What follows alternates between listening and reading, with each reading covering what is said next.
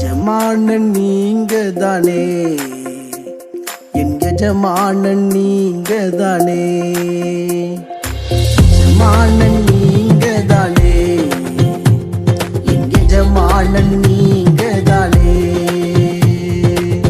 உன் கரத்தையே நோக்கிடுவே, என்னை என்றும் நீர் நடத்திடுவே. ஆண்டவராகிய இயேசு கிறிஸ்துவின் நாமத்தினாலே உங்கள் அனைவருக்கும் 2273வது காலை மன்னா செய்தி மூலமாக உங்களை சந்திப்பதில் மிக்க மகிழ்ச்சி அடைகிறேன். தேவனாகிய கர்த்தர் இந்த இரவு முழுவதும் பாதுகாத்து அற்புதமாய் ஒரு புதிய நாளை தந்திருக்கிறார். அவருக்கு மகிமை உண்டாகட்டும். தொடர்ந்து இந்த நாளிலும் நாம் யாருக்காக எதற்காக ஜெபிக்க வேண்டும் என்று சொன்னால், கடன் பிரச்சனைகளை சிக்கி தவிக்கிற குடும்பங்களுக்காக ஜெபிக்க வேண்டும். ஏதோ ஒரு காரியத்து நிமித்தம் கடன் வாங்கியிருப்பாங்க, அதை கொடுக்க முடியாமல் சிரமப்படுவார்கள். எனவே இந்த கடன் பிரச்சனை நீங்கும்படியாக, அடைப்பதற்கு கர்த்தர் நிர்வாகத்திறனை கொடுக்கும்படியாக ஜெபிப்போம். தேவன் பெரிய காரியங்களை செய்வாராக. இந்த காலை மன்னா ஆதாரத்துக்காக எடுத்துக்கொண்ட வேத வசனம் லூக்கா எழுதின சுவிசேஷம் 9ஆம் அதிகாரம் 18வது வசனத்திலிருந்து 21ஆம் வசனம் வரை. பின்பு அவர் தமது சீஷரோடு கூட தனித்து ஜெபம் பண்ணி கொண்டிருக்கையில் அவர்களை நோக்கி, ஜனங்கள் என்னை யார் என்று சொல்லுகிறார்கள் என்று கேட்டார். அதற்கு அவர்கள், சிலர் உம்மை யோவான் ஸ்நானன் என்றும், சிலர் எலியா என்றும், வேறு சிலர் பூர்வ காலத்து தீர்க்கதரிசிகளில் ஒருவர் உயிர்த்தெழுந்தார் என்றும் சொல்லுகிறார்கள் என்றார்கள். அப்பொழுது அவர், நீங்கள் என்னை யார் என்று சொல்லுகிறீர்கள் என்று கேட்டார். பேதுரு பிரதியுத்தரமாக, நீர் தேவனுடைய கிறிஸ்து என்றான். அப்பொழுது அவர்கள் அதை ஒருவருக்கும் சொல்லாதபடிக்கு உறுதியாய் கட்டளையிட்டார். எனக்கு பிரியமான கர்த்தருடைய பிள்ளைகளே, அன்பார்ந்த தேவ ஊழியர்களே, அருமையான நண்பர்களே, இயேசு சீஷர்களோடு இணைந்து ஜெபிக்கிறார். இந்த ஜெபித்துக் கொண்டு இருக்கும் போதுதான் அவர் ஒரு கேள்வியை கேட்கிறார். ஜனங்கள் என்னை யார் என்று சொல்லுகிறார்கள் என்று சொல்லி. இயேசுவுக்கு ஒரு நல்ல பழக்கம் இருந்தது. சீஷரோடு இணைந்து அவர் ஜெபிக்கிறார். இன்றைக்கு ஒவ்வொரு மக்களுக்கும் தன்னோடு இருக்கிறவர்களோடு சேர்ந்து ஜெபிக்க வேண்டும். ஒரு கம்பெனி வச்சிருக்காங்களா, அந்த மக்களோடு இணைந்து ஜெபிக்க வேண்டும். ஒருவேளை சொல்லலாம், அவங்களாம் வரமாட்டாங்க அப்படி சொல்லலாம். ஆனா நம்ம கூப்பிட்டு ஜெபிக்கிறவர்களை இணைத்து கொண்டு ஜெபிக்க வேண்டும். ஒருவேளை விசுவாச மக்கள் இருக்காங்களா, அந்தந்த பகுதியில 2-3 பேரா சேர்ந்து ஜெபிக்கலாம். ஒருவேளை சபை மக்கள் பாஸ்டர் இருக்கிறாங்களா, அவங்க நிச்சயமா ஜெபிப்பார்கள். இங்க இயேசு கிறிஸ்து தனித்து இருக்கும்போது சீஷர்களோடு இணைந்து ஜெபிக்கிறார்.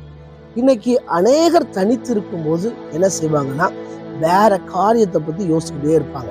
தன்னுடைய கடந்த கால வாழ்க்கையில யாரெல்லாம் தனக்கு தீங்கு செஞ்சாங்க, யாரெல்லாம் தன்னுடைய உயர்வுல நம்ம தடையா இருந்தார்கள் என்று சொல்லி பல காரியத்தை குறித்து யோசிச்சுக்கிட்டே இருப்பாங்க. அதனாலேயே அவங்களுடைய சரீரம் பலவீனப்படும். சில காரியங்களை யோசித்து ஜெபிப்பதை நிறுத்தி விடுவார்கள். ஆனால் இயேசு கிறிஸ்து இங்க தனிமையா இருக்கும்போது என்ன செய்யறாருன்னா, அவர் ஒரு ஜெபிக்கிறவராய் காணப்பட்டார்.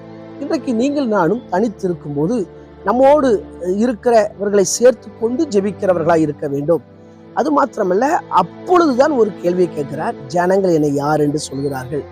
இதே கேள்வியை நம்ம சுற்றி இருக்கிறவங்கள்ட்ட நம்ம கேட்கணும். ஜனங்கள் என்னை யார் என்று சொல்கிறாங்கன்னு சொல்லணும். அப்போ அவங்க பல காரியத்தை சொல்லும்போது நம்ம தேவையில்லாத காரியத்தை அவாய்ட் பண்ணிட்டு தேவை உள்ள காரியத்தை கடைபிடித்து நடக்கும்போது இன்னும் ஆவிக்குரிய வாழ்க்கையில நல்ல ஒரு வளர்ச்சி பெறலாம். இயேசு கேட்ட அந்த கேள்விக்கு பல கருத்துக்களை சொல்றாங்க. எலியா சொல்றாங்க, யோவான் ஸ்நானகன் சொல்றாங்க, இல்லைன்னா பூர்வ காலத்து தீர்க்கதரிசிகளில ஒருவர் அப்படிங்கிறாங்க.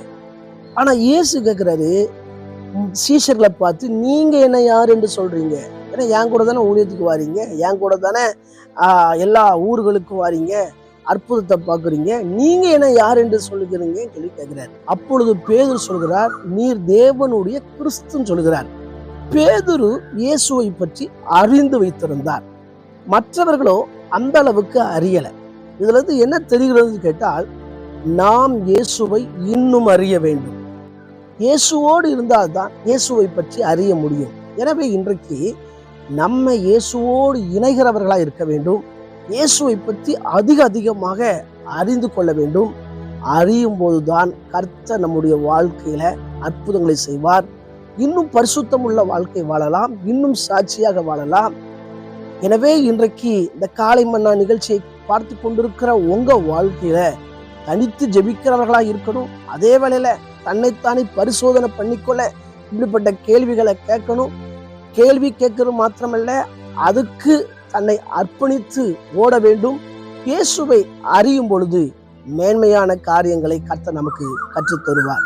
கண்களை மூடி ஜெபிப்போம். எங்களை நேசிக்கிற சர்வ வல்லமுள்ள தேவனே, இந்த வேலைக்காக வருகிறோம். தொடர்ந்து நாங்களும் எங்களை அலசி பார்க்க, ஆராய்ந்து பார்க்க கர்த்தர் உதவி செய்யுங்க.